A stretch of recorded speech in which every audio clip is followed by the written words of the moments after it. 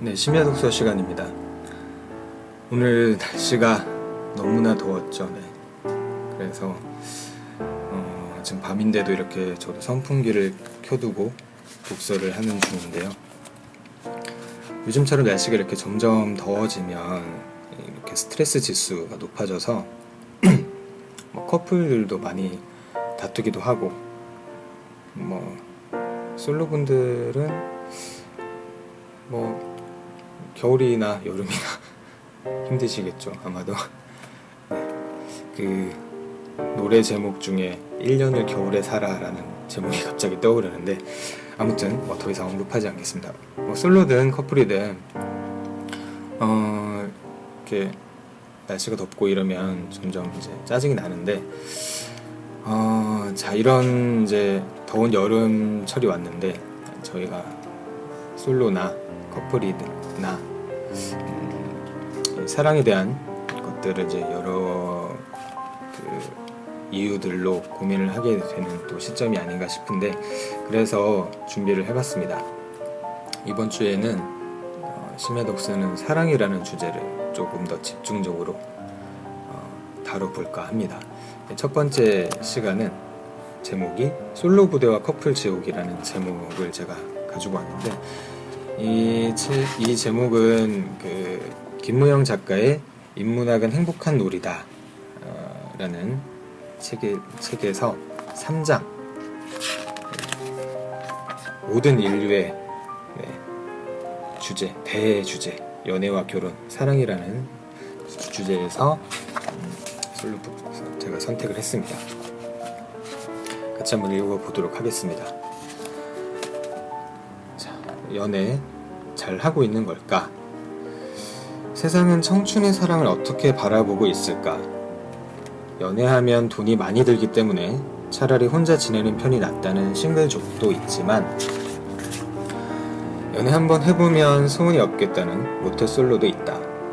TV를 켜면 짝을 찾는 프로그램이 인기고, 신문이며 인터넷에는 하루가 멀다 하고 연예인들의 열애 소식으로 온통 시끄럽다. 솔로들끼리 뭉쳐서 커플들 부러워하지 말자는 솔로 부대도 있지만, 동료들을 배신하고 커플 지옥으로 탈출해버린 훈훈한 탈출담도 들려온다. 연애를 전문으로 가르쳐주는 연애학 강사들이 뜨고, 심지어 연애를 가르쳐주는 연애 코치도 등장했다. 시대는 흘러서 이전 세대처럼 더 이상 연애가 부끄러운 일도 아니고 숨길 일도 아니다. 이제는 공부도 잘하는 것들이 연애도 잘하는 시절이 됐으니 말이다. 그런데 우리의 청춘들, 연애 정말 잘하고 있는 걸까? 이렇게 저자는 시작을 하고 있는데요. 계속 읽어보겠습니다.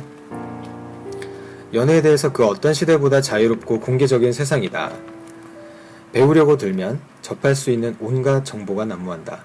인터넷만 검색해보아도 어지간한 연애 코스며 데이트할 때의 요령, 문자를 주고받는 요령,과 옷 잘 입는 법, 연인을 위한 각종 이벤트까지 그야말로 현란한 연애 기술이 범람하고 있다. 하지만 그게 정말 연애를 잘하는 걸까? 이렇게 정보가 넘쳐나는데 어째서 청춘들의 연애가 틀에 박힌 듯 하나같이 똑같아 보이는 걸까? 더 씁쓸한 건 연애와 사랑은 아예 별개라는 식의 사고방식이다. 아니, 요즘 우리의 청춘들은 아예 사랑을 믿지 않는 것 같아 보이기도 한다. 연애란 그저 하나의 즐거움일 뿐이고 생활 방식일 뿐, 진정한 사랑을 논하는 일은 왠지 고리타분해 보이기까지 한다. 네, 공감이 되십니까? 맞는 말이라고 저도 생각이 듭니다. 계속 읽어보면 그래서 소유와 존재에 대한 얘기로 이제 저자는 얘기를 계속 이어가고 있는데요. 에리 프롬 철학자의 얘기를 이제 인용을 해서 계속 얘기를 이어가고 있습니다. 우리는 사랑을 소유할 수 있는가? 그럴 수 있다면 사랑은 아마도 하나의 사물, 획득하고 소유할 수 있는 어떤 실체일 것이다. 그러나 실제로 사랑이라는 사물은 없다. 사랑이란 추상적 개념으로서 여신이라든가 어떤 이질적인 존재일는지 모른다. 그러나 지금껏 그것을 목격한 사람은 아무도 없다. 실제로 존재하는 것은 사랑의 행위뿐이다. 사랑한다는 것은 생산적인 활동이다. 그러나 소유 양식으로 체험되는 사랑은 사랑하는 대상을 구속하고 가두며 지배함을 의미한다.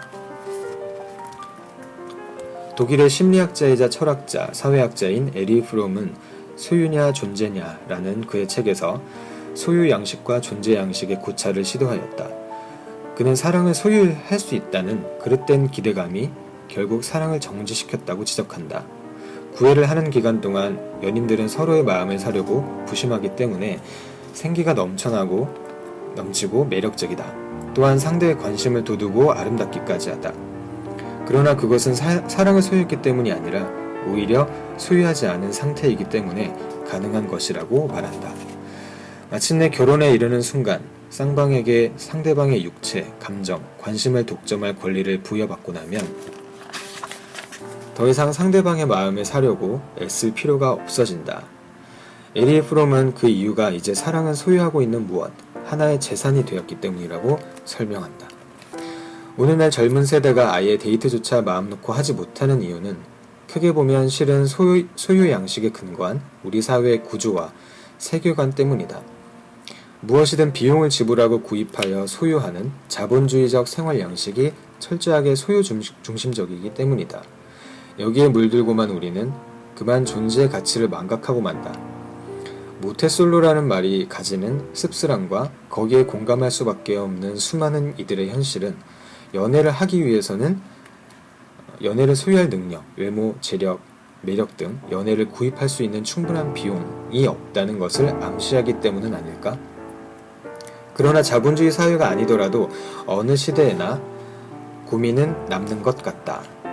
에리 프롬이 소유와 존재에 대한 그의 생각을 풀어가면서 마지막을 새로운 사회에 대한 이야기로 매듭 지은 것은 그 때문이다.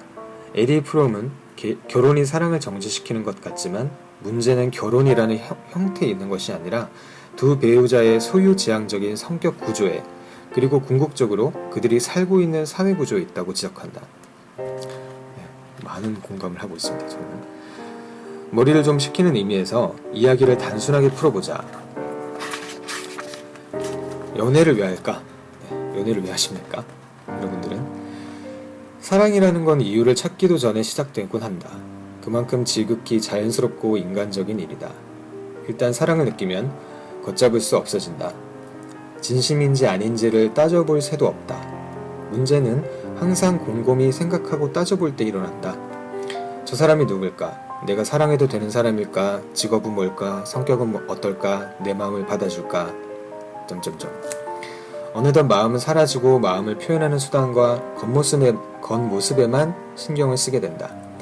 마음이 아니라 겉모양을 보고 마음을 따지고 그것을 사랑이라 받아들인다. 뭔가 이렇게 송곳같이 파고드는 그런 느낌이 있네요. 에리 프롬은 누구보다 치열하게 현실의 개혁과 혁신을 부르짖으면서도 누구보다 소리 높여 잃어버린 인간성의 회복을 주장하는 사람이다. 그는 이기심만큼이나 이타심 또한 인간적이며 소유하고자 하는 욕망만큼이나 나눔과 베품으로써 함께 존재하고자 하는 욕망 또한 인간적이라고 주장한다. 그에 따르면 우리는 이기심과 소유라는 한 가지 특성만을 강조한 나머지 이타심과 존재라는 또 다른 특성을 잃어버린 것이다. 그래서 저자는 이렇게 내용을 마무리를 하고 있습니다.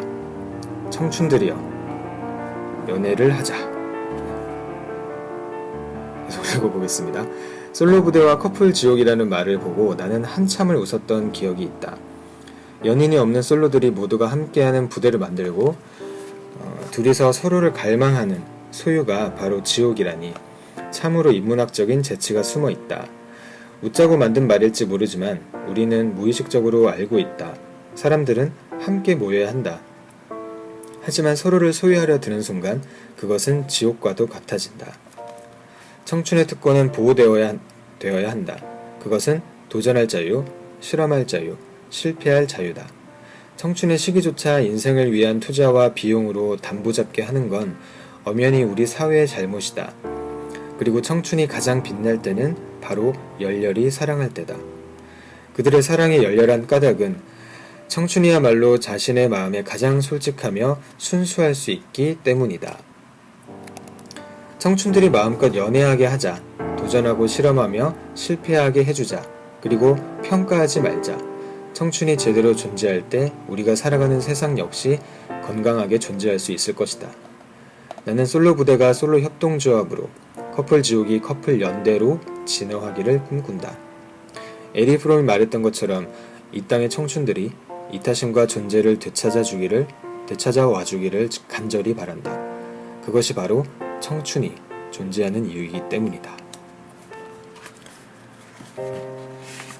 조금은 원론적인 얘기일 수도 있겠지만 이 글을 짧게나마 읽어보시고 조금 더 힘을 내시기 바랍니다. 네, 그랬으면 좋겠고요. 그래서 아까 이 제목을 솔로 부대와 커플 지옥이라고 했는데 그 밑에 보시면 에리 프롬이 한 명언이 있습니다. 내가 진실로 한 사람을 사랑한다면 나는 모든 사람을 사랑하고 세계를 사랑하고 내 삶을 사랑하게 된다. 이 말 한번 되새겨 보시면서 오늘도 책과 함께 편안한 밤 되시기 바랍니다. 다음 시간에는 계속 사랑과 관련된 얘기를 가지고 오겠습니다. 감사합니다.